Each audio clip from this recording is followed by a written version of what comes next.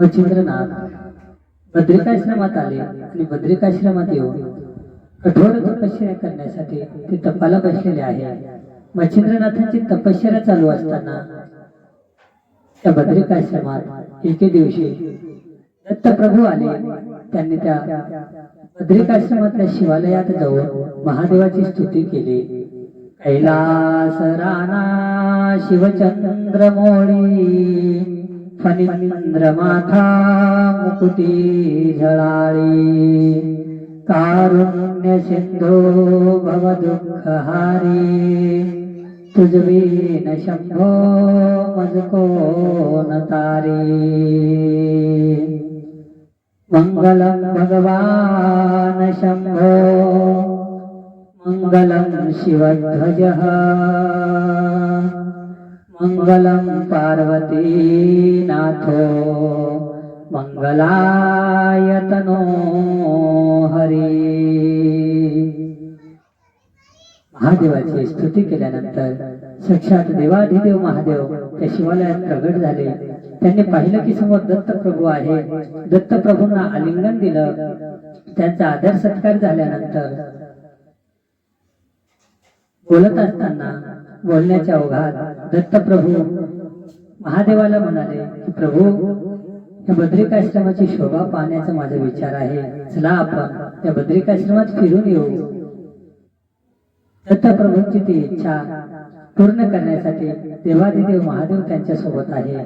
नदीच्या काठाने हिंडत असताना बद्रिकाश्रमातलं ते शांत वातावरण रमणीय आणि अतुलनीय असं वातावरण आहे. माई बाप्पांनो, रमणीय असं ते बद्रिकाश्रम क्षेत्र आहे. ते पाहत असताना हिंडत असताना सतत 3 दिवस झाले तरी दत्तप्रभू आणि महादेव हिंडतच आहे. माई बाप्पांनो, ती रमणीय शोभा पाहतच आहे. हिंडत असताना कुठेतरी भगवंताच्या नावाचा उच्चार होत आहे. कृष्ण नावाचं नामस्मरण चालू आहे. हे पाहून हे आवाज ऐकू आलं आणि ते आवाज कुठून येत आहे. या बद्रिकाश्रमात तर कोणीच नाही. एवढ्या शांत एकांत ठिकाणी कोण भगवंताच्या नामाचा उच्चार करत आहे. त्या आवाजाच्या दिशेने ते दोघेही गेले. काही अंतरावर गेल्यानंतर महादेवांनी सांगितलं दत्तप्रभूंना, तुम्ही समोर जाऊन पाहून या, मी या ठिकाणी थांबतो. महादेवांची आज्ञा मानून दत्तप्रभू समोर गेले. जाऊन पाहतात तर काय आश्चर्य, त्या ठिकाणी एक तपस्वी तप करत आहे. डोक्यावरती जटाभार आहे. 17 ते 18 वर्षाचं वय आहे. अशी बाल तपस्वी कठोर तपश्चर्या करत आहे. हे पाहून दत्तप्रभू त्या तपस्वीच्या समोर जाऊन उभे राहिले आणि सांगितलं, तपस्वी, एवढी कठोर तपश्चर्या का करत आहात? ते मधुर आवाज ऐकून ध्यानमग्न असलेले मच्छिंद्रनाथ मोठ्या कष्टाने डोळे उघडले आणि पाहतात तर काय, आपल्या समोर कोणीतरी योगी उभे आहेत. हे पाहून त्यांनी त्यांना अभिवादन केलं आणि सांगितलं, महाराज, या बद्रिकाश्रमात मी 12 वर्षापासून इथे तप करत आहे आणि 12 वर्षात मला एकही मनुष्य इथे दिसले नाही. मग आज अचानक प्रगट होऊन तुम्ही माझी तप करण्याची इच्छा विचारत आहात. म्हणजे तुम्ही माझ्यावरती कृपा करण्यासाठी, माझ्यावरती अनुग्रह करण्यासाठीच इथे प्रगट झाला आहात असं मला वाटतं. महाराज, कृपा करून आपण कोण आहात ते सांगा. तेव्हा दत्तप्रभूंनी सांगितलं, मी अत्रिनंदन दत्तात्रय आहे आणि वत्स तुझ्या उद्धारासाठी तिथे आलेलो आहे. म्हणून तुझी काय इच्छा आहे ते स्पष्ट सांग. तेव्हा दत्तप्रभूंचे ते बोलणे ऐकून मच्छिंद्रनाथांच्या डोळ्यात अश्रू आले आणि मच्छिंद्रनाथांनी सांगितलं, प्रभू, वंदन केलं आणि सांगितलं, प्रभू, तुम्ही एवढे सर्व साक्षी असताना, तुम्हाला सर्व माहीत असताना 12 वर्षापर्यंत तुम्ही मला वाट पाहायला लावली. एवढं माझ्याकडून काय अपराध घडले होते, मी काय पाप केले होते? हो, तुम्ही मला एवढी प्रतीक्षा करायला लावली का? तेव्हा दत्तप्रभूंनी मच्छिंद्राच्या डोक्यावरती हात ठेवले आणि सांगितले, मच्छिंद्रा, आता काळजी करू नको. मी तुझ्याजवळ आलेलो आहे आणि आता तुझे जीवन बदलून टाकतो. त्याच्या डोक्यावरती हात ठेवून ब्रह्मज्ञानाचा उपदेश केलेला आहे. माईबापांनो, कृपा हस्त डोक्यावरती आहे. आणि दत्तप्रभूंचे ते उपदेश घेऊन दत्तप्रभूंनी दिलेल्या ज्ञानाचा बोध झाल्यानंतर मच्छिंद्राच्या मनातील द्वैत भाव निरसून गेलेला आहे. आपला फरक तू मी असा काही उरलेला नाही. आता या चराचर विश्वामध्ये एकच ब्रह्म आहे असं त्याला भासत आहे. दत्तप्रभूंनी मच्छिंद्राची परीक्षा घेण्यासाठी मच्छिंद्राला सांगितलं, मच्छिंद्रा, माझे दर्शन तुला झाले आहे, आशीर्वादही प्राप्त झाले आहे, पण या विश्वामध्ये आता विष्णू भगवंत कुठे आहे ते सांगता येईल का? तेव्हा मच्छिंद्रनाथाने सांगितले, गुरुदेव, या चराचर विश्वामध्ये सत्वगुण संपन्न परमात्मा नारायणच व्यापून आहे. सर्वागती राम देहादेही एक सूर्य प्रकाशक सहस्त्रश्रमी. या चराचर विश्वामध्ये भगवंत आहे, पण त्या ठिकाणी तुम्हाला सांगावं. दत्तप्रभूंना आनंद झाला आणि दत्तप्रभूंनी मच्छिंद्रनाथांना सांगितलं, चल मच्छिंद्रा, आता तुला साक्षात देवाधिदेव महादेवांचे आशीर्वाद प्राप्त करून देतो. दत्तप्रभू आणि मच्छिंद्र महादेव ज्या ठिकाणी होते त्या ठिकाणी आले. दत्तप्रभूंनी आणि मच्छिंद्रनाथांनी महादेवाचे दर्शन घेतले. महादेवाने दत्तप्रभूंना सांगितलं की दत्तात्रय प्रभू, हे साक्षात कवी नारायणाचे अवतार आहे आणि या कलियुगामध्ये मच्छिंद्र या नावाने प्रगट झालेले आहे, परंतु आता हे अपरिपक्व आहे, म्हणून तुम्ही याला शास्त्राचे ज्ञान द्या, विद्या ज्ञान द्या आणि याला परिपक्व बनवा, सर्व सामर्थ्यवान बनवा. दत्तप्रभूंनी महादेवाची आज्ञा मानून 6 महिने बद्रिकाश्रमात राहून मच्छिंद्रनाथांना वेद अभ्यास शिकवलं, अनेक विद्यांचे ज्ञान दिले. समस्त देवी देवतांना प्रसन्न करून त्यांचे आशीर्वाद व त्यांची विद्या प्राप्त करून दिली. अनेक ग्रहांचे आशीर्वाद त्याला प्राप्त करून दिले. आणि आता नाथ संप्रदाय वाढवण्यासाठी, नाथ संप्रदायाची स्थापना करण्यासाठी लागणारे सर्व अधिकार दत्तप्रभूंनी महादेवांच्या आशीर्वादाने मच्छिंद्रनाथांना दिले. आणि मच्छिंद्रनाथांना सांगितलं की आता तुम्ही सर्व सामर्थ्यवान झाला आहात, आता नाथ संप्रदायाची स्थापना करा आणि संप्रदाय वाढवा, जगाचे उद्धार करा. जगाच्या उद्धारासाठी तुमचे अवतार झालेले आहे. दत्तप्रभूंनी मच्छिंद्रनाथांना अनेक आशीर्वाद देऊन स्वस्थाने निघून गेले. मच्छिंद्रनाथांनी दत्तप्रभूंचे आशीर्वाद प्राप्त केले. महादेवाचे आशीर्वाद घेऊन ते तीर्थयात्रेला निघाले. आता सर्व सामर्थ्यवान मच्छिंद्रनाथ आहे. तीर्थयात्रा करत करत ते सप्तशृंगी पर्वतावरती आले आणि सप्तशृंग पर्वतावरती येऊन इथे भगवती अंबा सप्तशृंगी मातेचे स्थान आहे हे पाहून त्यांनी त्यांचे दर्शन घ्यायला तिथे गेले. सप्तशृंगी मातेचे दर्शन घेतल्यानंतर मच्छिंद्रनाथांच्या मनामध्ये एक इच्छा होती की आपण शाबरी कवित्व करावं, जगाच्या उद्धारासाठी, लोकांच्या हितासाठी एक शाबरी कवित्व नावाचा ग्रंथ तयार करावा. आणि ते ग्रंथ तयार करण्यासाठी, ते कवित्व करण्यासाठी आपल्याला भगवती आदिमायेचे आशीर्वाद प्राप्त करून घेणे आवश्यक आहे. म्हणून मच्छिंद्रनाथांनी त्या सप्तशृंगी गडावरती देवीला प्रसन्न करण्यासाठी 7 दिवसाचं अनुष्ठान मांडलं. 7 दिवसाचं अनुष्ठान केल्यानंतर सप्तशृंगी माता प्रसन्न झाली आणि प्रगट होऊन मच्छिंद्रनाथांना म्हणाली, वत्सा, तुझी काय इच्छा आहे ते सांग, मी तुझ्या भक्तिभाव पाहून प्रसन्न आहे आणि तुला आशीर्वाद देण्यासाठी या ठिकाणी आलेले आहे. तुझी काय इच्छा आहे ते सांग. त्या मच्छिंद्रनाथांनी सप्तशृंगी मातेचे दर्शन घेतले आणि सप्तशृंगी मातेला सांगितले की माई, या विश्वाच्या कल्याणासाठी, लोकांच्या उद्धारासाठी शाबरी कवित्व करण्याची माझी इच्छा आहे आणि त्याच्यासाठी मला तुमच्या आशीर्वादाची गरज आहे. तुमच्या आशीर्वादाशिवाय हे कार्य पूर्ण होणार नाही, म्हणून तुम्ही मला आशीर्वाद द्या आणि हे कार्य सफल होईल असं काहीतरी मार्ग दाखवा. तेव्हा सप्तशृंगी मातेने मच्छिंद्रनाथांना आशीर्वाद देऊन त्यांना समोर मार्तंड पर्वतावरती नेलं. तर मार्तंड पर्वतावरती विधिवत मच्छिंद्रनाथाकडून हवन करून घेतलं आणि हवन झाल्यानंतर तिथे एक विशाल नाग अश्वस्थ नावाचा एक विशाल वृक्ष प्रगट झालेला आहे आणि त्या वृक्षावरती समस्त देवी देवता उपदेवतांचं वास्तव्य आहे। तेव्हा ते विशाल वृक्ष पाहून मच्छिंद्रनाथांना आश्चर्य वाटलं की हे काय आहे। तेव्हा देवीने सांगितलं की मच्छिंद्रनाथ, हे नाग अश्वस्थ नावाचा वृक्ष आहे आणि याच्यावरती हे समस्त देवी देवता उपदेवतांचं वास्तव्य आहे। तेव्हा सप्तशृंगी मातेने त्या देवी देवतांना मच्छिंद्रनाथांचा परिचय करून दिलं आणि सांगितलं की हे मच्छिंद्रनाथ आहे, यांना तुम्ही आशीर्वाद द्या। आणि देवीने मच्छिंद्रनाथांना सांगितलं की हे समस्त देवी देवतांचा वश करून प्रसन्न करून घे आणि त्यांच्याकडून आशीर्वाद व त्यांची विद्या प्राप्त करून घे। पण हे कार्य कठीण आहे, त्याच्यासाठी मी काय सांगते ते लक्षपूर्वक आहे आणि तसं कर म्हणजे तुला प्राप्त होईल।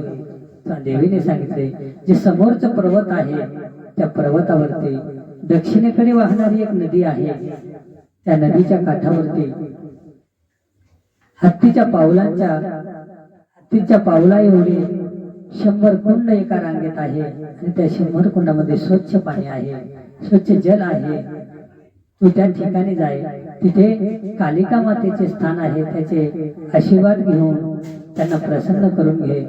आणि एका लाईनीत 100 कुंड आहे, तिकडे जात असताना तुला रस्त्यात एक पांढरा वेल दिसेल, ते वेल तोडून हातात घे आणि प्रत्येक कुंडात एक तुकडा टाकत त्या शेवटच्या टोकापर्यंत जाय आणि परतीच्या मार्गाने येत असताना त्या कुंडात सुकलेला वेलीचा तुकडा टाकलेला होता, ते सजीव झालेला दिसेल, तिथे त्या पाण्याने स्नान कर, थोडे पाणी पी।